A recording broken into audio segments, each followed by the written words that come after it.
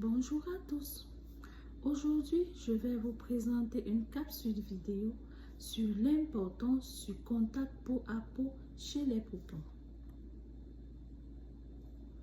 En guise d'introduction, après la naissance, le moment de contact direct entre le nourrisson et ses parents revêt une importance particulière. Ce contact présente de multiples bienfaisances pour le nourrisson, qu'il soit prématuré ou né à terme. Par le biais du contact physique, le bébé peut paisiblement percevoir le passage de l'utérus à l'intérieur du ventre maternel vers le monde extérieur. Qu'est-ce que véritablement le contact peau à peau? Juste après la venue au monde, le temps de contact peau contre peau s'établit fréquemment. Il devrait également se dérouler de manière ininterrompue durant les 2 premières heures de l'existence du nourrisson. Il est vivement conseillé de procéder de la sorte pour tous les bébés en parfaite santé.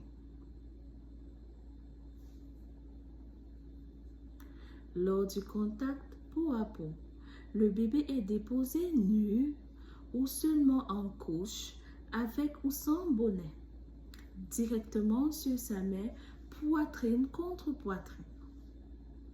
Si la mère n'est pas en état de pratiquer le contact peau à peau, le père ou l'autre mère peut la remplacer.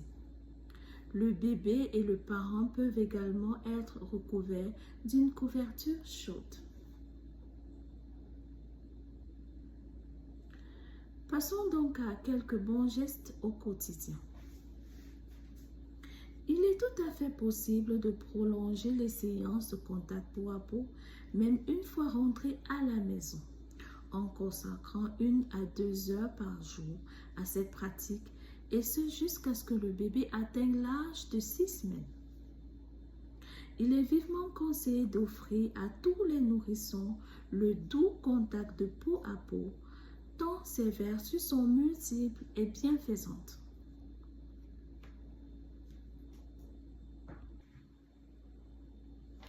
Quels sont les avantages du peau à peau? Réguler la température corporelle. En étant en contact avec sa mère, un bébé se sentira plus chaud que s'il est simplement déposé tout habillé dans ses bras. Réguler le rythme cardiaque. Le rythme cardiaque du nourrisson en contact peau à peau se stabilise de manière plus rapide, notamment lorsque cette pratique est instaurée dès la naissance. Stabiliser le taux de sucre. Les bébés qui ont un contact peau à peau ont des taux de glucose sanguin plus élevés. Ainsi, cela réduit le risque qu'ils développent de l'hypoglycémie, c'est-à-dire qu'il se présente un taux de glucose dans le sang trop bas. Rendre l'allaitement plus facile. Quand le bébé est en contact direct avec sa mère, il réalise instinctivement les gestes appropriés pour prendre le sein. Atténuer les pleurs et le stress. Quand le bébé est éloigné de sa mère juste après la naissance, cela le stresse. Il exprime alors sa détresse par des pleurs. En revanche, le contact direct entre la peau du nourrisson et celle d'une adulte favorise la relaxation chez ce dernier. Les bébés dans un berceau pleurent environ 10 fois plus que si il est en contact peau à peau avec son parent à la naissance. Favoriser l'attachement. Le contact physique aide à créer une bonne relation entre les parents et l'enfant. Peut-on avoir un contact peau à peau après une césarienne? Certains centres de naissance proposent de placer le bébé sur le thorax de la mère en contact peau à peau, en salle d'opération et en salle de réveil, lorsque l'état de santé de la mère et celui du bébé le permet. Il est néanmoins impératif que la mère soit éveillée et capable de répondre aux besoins de son nourrisson. Il est rapporté que le contact direct après une césarienne encourage également l'allaitement, renforce le lien entre la mère et l'enfant et accroît le sentiment de satisfaction de la mère. En outre, les mères pratiquant le contact peau à peau pourraient avoir moins de douleur après la chirurgie.